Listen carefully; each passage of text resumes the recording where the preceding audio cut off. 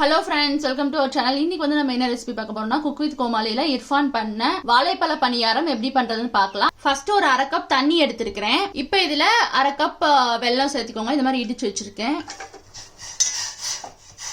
இப்போ இந்த வெல்லம் பாத்தீங்கன்னா நல்லா கரைஞ்சதுன்னா போதும். இப்போ பாத்தீங்கன்னா வெல்லம் வந்து நல்லா கரைஞ்சிருச்சு. நெக்ஸ்ட் ஒரு மிக்சிங் பவுல் எடுத்துக்கோங்க. அதில் வாழைப்பழம் எடுத்திருக்கேன். நான் வந்து இன்னைக்கு ஒரு வாழைப்பழம் எடுத்திருக்கேன். ஏன்னா மெஷர்மெண்ட்ல பாத்தீங்கன்னா நான் சின்ன கப்ல தான் மெஷர் பண்ணேன். அதனால நெக்ஸ்ட் வெல்லத்தை கரைச்சி வச்சிருக்கிறோம். இந்த தண்ணி சேர்த்திக்கோங்க. ஃபர்ஸ்ட் வாழைப்பழத்தை நல்லா மசிச்சுக்கோங்க. இப்போ பாத்தீங்கன்னா வாழைப்பழத்தை நல்லா மசிச்சாச்சு. அடுத்து இதுல ஒரு கப் கோதுமை மாவு எடுத்துருக்கிறேன். எல்லாமே வந்து ஒரே கப்ல மெஷர் பண்ணுங்க.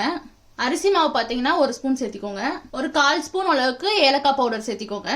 இப்போ எல்லாத்தையும் நல்லா மிக்ஸ் பண்ணிக்கோங்க. இப்போ பாத்தீங்கன்னா மாவு வந்து நல்லா கலக்கி எடுத்தாச்சு. அடுத்தது இதுல கொஞ்சமா தேங்காய் சேர்த்திக்கோங்க. கட் பண்ணி வச்சிருக்கேன். இப்போ சேர்த்திடலாம். தேங்காய் சேர்த்திட்டு இதை நல்லா மிக்ஸ் பண்ணி விட்டுருங்க. நெக்ஸ்ட் பாத்தீங்கன்னா ஒரு பணியாரக்கல் எடுத்துக்கோங்க. இப்போ இதுல வந்து நெய் சேர்த்திக்கலாம். உங்களுக்கு வேணா எண்ணெய் கூட சேர்த்திக்கலாம். நெய் வந்து நல்லா எல்லா பக்கம் அப்ளை பண்ணி விட்டுருங்க. அடுத்தது நம்ம ரெடி பண்ணி வச்சிருக்கிற மாவை சேர்த்திடலாம். இப்போ ஸ்டவ் மீடியம் ஃப்ளேம்ல வச்சுக்கோங்க. இது நல்லா வேகட்டும். இப்போ பாத்தீங்கன்னா பணியாரம் நல்லா வெந்துடுச்சு. இப்போ நம்ம இதை திருப்பிடலாம்.